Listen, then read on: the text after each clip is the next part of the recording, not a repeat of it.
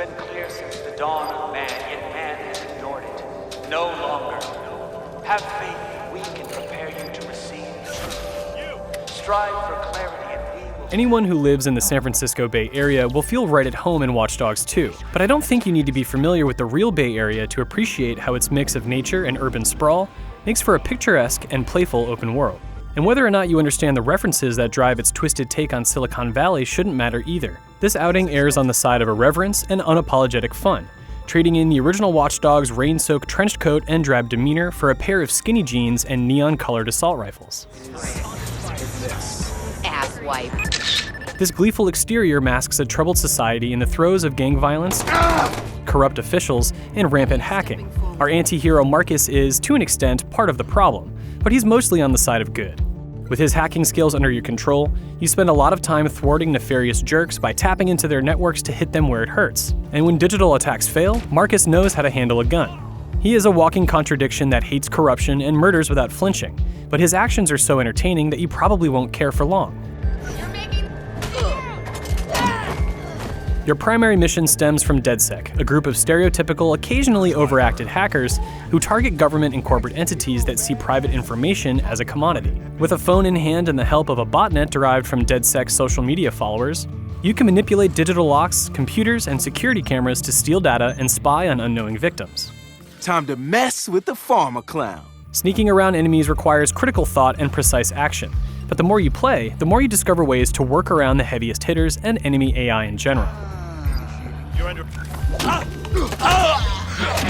It starts early on when you learn how easy it is to distract a guard by sending a fake call to their cell phone, even when they're searching for an intruder. In big numbers, a group of guards is difficult to manage, and a few missions will surprise you with tricky layouts and hidden variables that force you to consider a plan B.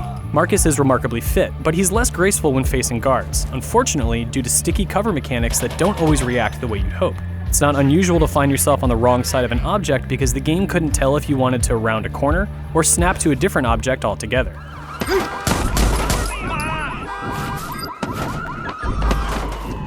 It doesn't take long for the police to show up when gunfire breaks out, and you can try to hold your ground by hacking and firing back, but even with a heavy arsenal, you'll eventually have to flee.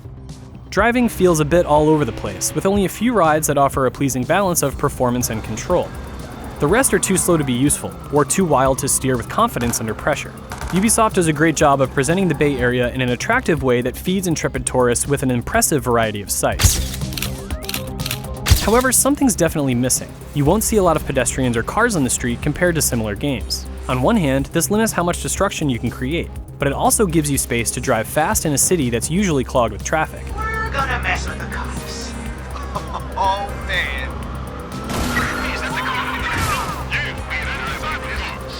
The latter is important not only for sightseeing, but also because it gives you a better chance of running into minigames. You can always check your map and fast travel to mission icons or curious events, but that deprives you of the rewarding sense of discovery Watch Dogs 2 affords.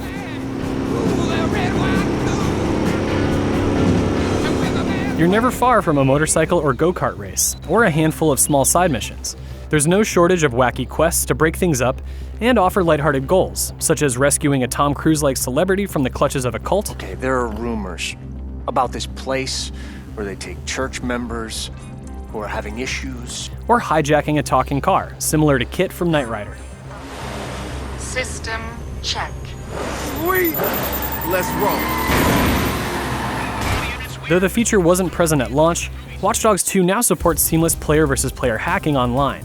And knowing that you may have to stop what you're doing at the drop of a hat to find a nearby stranger tapping into your phone adds a small but appreciable layer to the experience. When you'd rather hack with rather than against someone, you can take on small co-op missions with a partner. But they're so close to single-player missions in structure that factoring in coordination can seem like a chore rather than a benefit. Even when playing alone, Watch Dogs 2 remains a fun, energetic game filled with possibilities. It's easy to poke holes in its narrative and see through enemy AI during missions that are supposed to be challenging, which can hold back the game at large. But it's also a chance to let loose, logic be damned. It's a step up from the last game overall, and even though Watch Dogs 2 can't go toe-to-toe with other open-world heavyweights, it's hard to walk away from its fun-loving attitude and exuberant cast. Yeah, let's do this.